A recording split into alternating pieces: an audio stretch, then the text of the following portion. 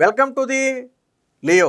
YCP హయాంలో జరిగినటువంటి దేశంలోనే అతి పెద్దదిగా చెబుతున్నటువంటి లిక్కర్ స్కామ్లో కర్త కర్మ క్రియాగా ఇప్పుడు ఉన్నటువంటి రాజు కసిరెడ్డికి సుప్రీంకోర్టులో అయితే అతిపెద్ద ఎదురు దెబ్బ తగిలింది. ఒక రకంగా ఇది వైసీపీ పార్టీకి తగిలిన ఎదురు దెబ్బగా చెప్పొచ్చు. ఎందుకంటే పాపం రాజు కసిరెడ్డి బయటికి రావాలని ఎక్కువగా ఆశపడుతున్నది ఎవరయ్యా అంటే జగన్మోహన్ రెడ్డి అండ్ కోనే. ఎందుకంటే రాజు కసిరెడ్డి లోపలుంటే వాళ్ళందరికీ భయం, ఎక్కడ జరిగినవన్నీ కూడా బయట పెడతాడో, విచారణలో ఎక్కడ మొత్తం కూపీ లాగితే తీగలాగితే డొంక గదులుద్ది అనే భయం వాళ్ళలో ఉంది. కాబట్టి రాజు కసిరెడ్డి జైల్లో ఉంటే వాళ్ళకి ఇబ్బంది అని వాళ్ళు బయటికి రావాలని కోరుకుంటున్నారు. కానీ దాదాపుగా 10 నెలల నుంచి రాజు కసిరెడ్డి జైల్లోనే ఉంటున్నాడు.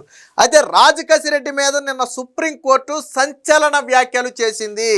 దాదాపుగా 750 కోట్లకు పైగా స్కామ్ చేసిన వ్యక్తి 10 నెలలు మాత్రమే జైల్లో ఉంటే సరిపోతుందా? దానికి అదే శిక్ష అని మీరు భావిస్తున్నారా? ఎట్టి పరిస్థితుల్లో రాజు కసిరెడ్డికి బెయిల్ ఇచ్చే పరిస్థితే లేదు.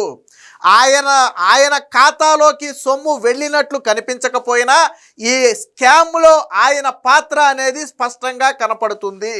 సో స్పష్టమైన ఆధారాలు ఉన్నాయి. సో అంటే డబ్బే పరమావధిగా నెలకు 50 నుంచి 60 కోట్ల రూపాయలు అక్రమ పద్ధతిలో వసూలు చేశారు అని నివేదికలో స్పష్టంగా ఉంది. కాబట్టి రాజు కసిరెడ్డికి బెయిల్ ఇవ్వలేము, హైకోర్టు తీర్పులో మేము జోక్యం చేసుకోలేమని చెప్పి నిన్న సుప్రీంకోర్టు కొండబద్దలు కొట్టింది. విషయం ఏంటంటే ఇదే కేసులో కొంతమంది నిందితులకు ఇటీవల బెయిల్ వచ్చింది. దాంతో రాజు కసిరెడ్డి ఏం చేశాడంటే వాళ్లను సాకుగా చూపి ఇదే కేసులో ఇతర నిందితులకు బెయిల్ వచ్చింది, కానీ హైకోర్టు మాత్రం నాకు బెయిల్ ఇవ్వకుండా బెయిల్ నిరాకరించింది, మా వాదనలు హైకోర్టు వినలేదు, కాబట్టి మీరు వాదనలు విని నాకు బెయిల్ ఇవ్వాలని చెప్పి సుప్రీంకోర్టుకి వెళ్ళాడు. సుప్రీంకోర్టు ఏం చేసింది? హైకోర్టు వాదనను సమర్థిస్తూనే ఇప్పుడు నేను ఇందాక చెప్పినటువంటి వ్యాఖ్యలు అయితే చేయటం జరిగింది. సో మీరు చేసిన అవినీతికి 10 నెలలు జైలు శిక్ష సరిపోతుంది అని మీరు అనుకుంటున్నారా అని చెప్పి ఒక కీలకమైనటువంటి వ్యాఖ్య చేయడంతో ఇప్పుడు వైసీపీ నేతల వెన్నులో వణుకు మొదలైంది. అంటే హైకోర్టు ఒక అంచనాకు వచ్చింది, అంటే సుప్రీంకోర్టు కూడా ఒక అంచనాకు వచ్చింది. హైకోర్టు ఎందుకు బెయిల్ ఇవ్వలేదంటే అందుకే ఇవ్వాల. సో సుప్రీంకోర్టు కూడా ఇప్పుడు ఒక మాట అన్నది.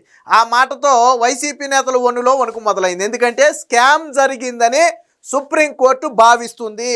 ఏదైతే సిట్టు తమ ముందు పెట్టిన ఆధారాలు ఉన్నాయో ఆ ఆధారాలతో సుప్రీంకోర్టు ఏకీభవిస్తుంది. కాబట్టే నిధులు మీ ఖాతాలో కనపడకపోవచ్చు, కానీ ఆ స్కామ్లో మీ పాత్ర స్పష్టంగా కనపడుతుందనే ఒక కీలక వ్యాఖ్య చేయటం జరిగింది. ఎప్పుడైతే కోర్టులో ఈ వ్యాఖ్యలు చేశారో వైసీపీ తరపు లాయర్ నాగముత్తు, ఆయన సౌండ్ లేదు, ఆయనకు మొబ్బులిడిపోయినాయి దెబ్బకి. మామూలుగా వాళ్ళు ఏమనుకున్నారంటే ఇతర నిందితులకు బెయిల్ ఇచ్చినప్పుడు నాకెందుకు బెయిల్ ఇవ్వరు అనే ఉద్దేశంతో వాళ్ళు ఉన్నారు. కానీ నిన్న సుప్రీంకోర్టు ఇంకో మాట కూడా ఏం చెప్పిందో తెలుసా?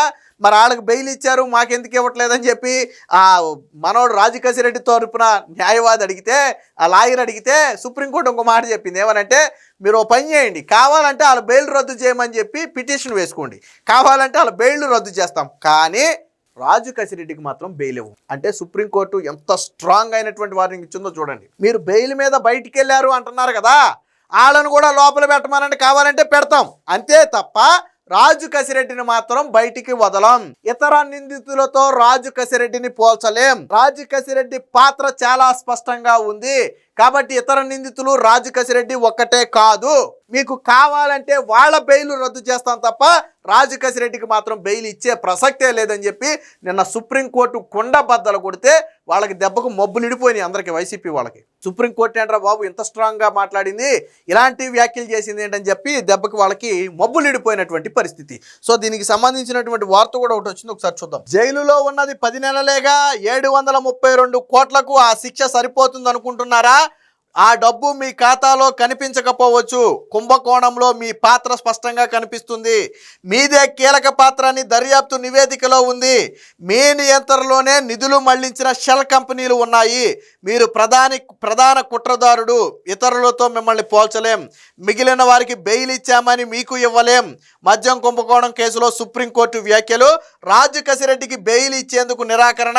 తదుపరి విచారణ ఎల్లుండికి వాయిదా. ఈ ఎల్లుండికి వాయిదా అనేది అడగటం కోసం పాపం వాళ్ళ తరపు లాయర్ విశ్వ ప్రయత్నం చేశారు. కోర్టు నేను ఏమందంటే లేదు మా వాదనలన్నీ వినిపించాలి, హైకోర్టులో వినలేదు అంటే నిన్న సుప్రీంకోర్టు ఏమందంటే సరే మేము వెయిట్ చేస్తాము, మీ వాదనలు వినిపించండి అంది. నిన్న వాళ్ళ లాయర్ ప్రిపేర్ అవ్వాల. అంటే వాస్తవానికి అంతా ఉత్తిదే సొల్లు, కోర్టు వాయిదా అడగడం కోసం డ్రామాలు అయ్యి.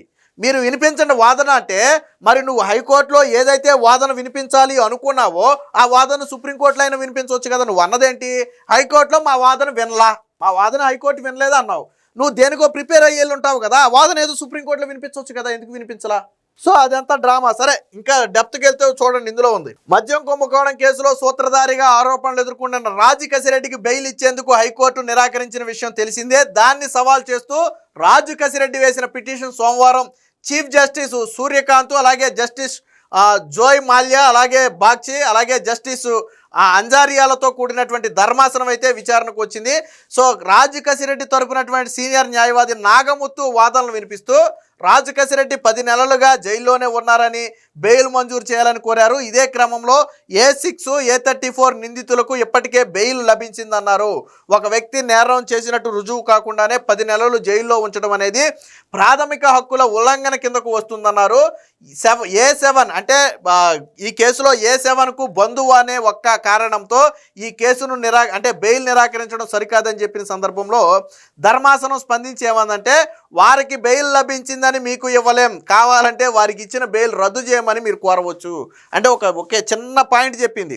వాళ్ళకి ఎవరికో ఇచ్చారు అంటున్నారు కదా, వాళ్ళకి ఇచ్చామని మీకు ఇవ్వలేం, లేదు మీకు బాధగా ఉంటే వాళ్ళ బెయిల్ కూడా రద్దు చేయమని పిటిషన్ వేయండి, రద్దు చేస్తాం, మొత్తం అందరూ కలిసి వెళ్ళి బొక్కలో కూర్చోండి, అంతే తప్ప వాళ్ళకి ఇచ్చాం కదా అని రాజు కసిరెడ్డికి ఇవ్వలేం. ఇదే విషయం చెప్పింది. కానీ మీ కేసు భిన్నమైందని స్పష్టం చేసింది. నాగముత్తు వాదనలపై ధర్మాసనం కీలక వ్యాఖ్యలు చేసింది. 732 కోట్లు చిన్న మొత్తమా అని ప్రశ్నించింది. 10 నెలలే కదా జైల్లో ఉన్నది. 732 కోట్ల కుంభకోణంలో 10 నెలలు జైల్లో ఉంటే సరిపోతుందని మీరు భావిస్తున్నారా? అంటే మీరు లాయరే కదా, వాదిస్తున్నారు కదా. నిజంగా 732 కోట్ల రూపాయల కుంభకోణం జరిగిందనుకోండి, ఎన్నేళ్ళు శిక్ష పడద్ది? నిరూపిస్తే ఎన్నేళ్ళు పడద్ది? మరి మీరు 10 నెలలకే 10 నెలలు అని ఎందుకు అనుకుంటున్నారు? అంతకంటే 732 కోట్లకి 10 నెలల్లో సరిపోదు కదా. అదే మాట నిన్న కోర్టు కూడా చెప్పింది. మద్యం కుంభకోణం జరిగిందని చెబుతున్న సమయంలో మీరు అధికారంలో ఉన్న వ్యక్తి, మీపై వచ్చిన ఆరోపణలకు మీరు చాలా కాలం పాటు నిర్వహించిన పదవికి ప్రత్యక్ష సంబంధం ఉంది. మీరు సామాన్యమైన వ్యక్తి కాదు. మీరు భారీ మొత్తంలో లంచాలు తీసుకున్నట్లు స్పష్టమైన ఆధారాలు ఉన్నాయని దర్యాప్తులో తేలింది. ఆ డబ్బు మీ ఖాతాలో లేదా తెలిసిన వనరుల్లో కనిపించకపోవచ్చు, కానీ కుంభకోణంలో మీ పాత్ర స్పష్టంగా ఉంది. ఈ వ్యవహారంలో మీరు ప్రధాన కుట్రదారుడిగా ఆరోపణలు ఎదుర్కొంటున్నారు. మిమ్మల్ని ఇతర నిందితులతో పోల్చలేం. నిధులు మళ్లించినట్లుగా చెబుతున్నటువంటి షెల్ కంపెనీ మీ ప్రత్యక్ష నియంత్రణలోనే ఉంది, కాబట్టి మీరు నిందితుల కంటే భిన్నమైన స్థితిలో ఉన్నారు. మద్యం పాలసీని ప్రభావితం చేయడంలోనూ కొన్ని బ్రాండ్లకు లబ్ధి చేకూర్చడంలోనూ మీ ప్రమేయం స్పష్టంగా కనిపిస్తుందని పేర్కొంది. ప్రభుత్వం తరపు న్యాయవాది సిద్ధార్థ లోద్రా కూడా ఆ వాదనలు వినిపిస్తూ నిజంగానే మనోడు బయటకు వస్తే ఇబ్బంది అవుతుంది, అత్యంత ప్రభావితమైన వ్యక్తి అని, కాబట్టి సాక్ష్యాధారాలు తారుమారు చేసే అవకాశం ఉన్న నేపథ్యంలో రాజు కసిరెడ్డికి బెయిల్ ఇవ్వద్దని చెప్పి వీళ్ళ తరపునైతే వాదనలు వినిపించారు. సో దీంతో వేరే నిందితులతో సమానంగా రాజు కసిరెడ్డిని చూడలేమని, కావున బెయిల్ పిటిషన్ డిస్మిస్ చేస్తామని ధర్మాసనం పేర్కొంది. సో హైకోర్టులో తమ వాదనలు వినలేదని, సుప్రీంకోర్టులో తమ వాదనలు పూర్తిగా వినాలని ముత్తు అభ్యర్థించగా ఆ వాదనలేంటో ఇప్పుడే వినిపించమని సీజే అన్నారంటే. చీఫ్ జస్టిస్ ఏమన్నారంటే, ఆయన ధర్మాసనానికి వెళ్ళింది, సరే ఆ వాదన లేదు ఇప్పుడే వినిపించేయండి, ఇక్కడే క్లోజ్ చేసేస్తాం దీన్ని అన్నారు ఆయన. అప్పుడు ఏమన్నారో చూడండి. శుక్రవారానికి వాయిదా వేయాలని, ఆ రోజు సమగ్రంగా వాదనలు వినిపిస్తామని నాగముత్తు తెలిపితే, దీంతో అన్ని వాస్తవాలను పరిగణలోకి తీసుకున్న తర్వాతే హైకోర్టు బెయిల్ కొట్టేసిందని మేము భావిస్తున్నట్టుగా చెబితే, తమకు సమగ్రమైన వాదనలు వినిపించేందుకు ఒక్క అవకాశం ఇవ్వాలని 2-3 సార్లు అభ్యర్థించడంతో దీన్ని 2 రోజులైతే వాయిదా వేయడం జరిగింది. అంటే సుప్రీంకోర్టుకు ఒక అంచనా ఉంది. హైకోర్టు అన్ని పరిశీలించే రాజు కసిరెడ్డికి బెయిల్ ఇవ్వాల. ఎందుకంటే ఇప్పుడు సుప్రీంకోర్టు చెప్పిన వ్యాఖ్యలే హైకోర్టు కూడా చెప్పుద్ది. ఇతర నిందితుల్లాగా కాదు, మనోడు ప్రధాన పాత్రధారి సూత్రధారి మనోడే. అలాగే ఏదైతే షెల్ కంపెనీలో ఉన్నాయో మనోడి చేతిలోనే ఉన్నాయి. పాలసీల మార్పులో కూడా మనోడి పాత్ర గురించి స్పష్టమైన ఆధారాలు ఉన్నాయి. ప్రతి నెల 50 నుంచి 60 కోట్లు మనోడు వసూలు చేసినట్లుగా కూడా సిట్ ఆధారాలు సేకరించింది. సో ఇన్ని ఉన్న నేపథ్యంలో రాజు కసిరెడ్డిని ఇతరులతో పోల్చి వదలలేము. మిగతా వాళ్ళు రాజు కసిరెడ్డికి సహకరించిన వాళ్ళు, కానీ రాజు కసిరెడ్డి మొత్తం కింగ్ పిన్గా ఉన్నటువంటి వ్యక్తి, కాబట్టి రాజు కసిరెడ్డిని వదలలేమని చెప్పి నిన్న సుప్రీంకోర్టు తేల్చి చెప్పడంతో ఇది వైసీపీ వెన్నులో వణుకుగా మారింది. రాజు కసిరెడ్డి లోపలే ఉంటే ఎటువంటి పరిణామాలు ఉంటాయో అనే భయం వాళ్ళలో ఉంది. నిన్న సుప్రీంకోర్టు వ్యాఖ్యల తర్వాత సుప్రీంకోర్టు స్పష్టంగా మద్యం కుంభకోణం జరిగిందని భావిస్తున్నట్టుగా ఇప్పుడు వైసీపీ నేతల వెన్నులో వణుకు మొదలైంది.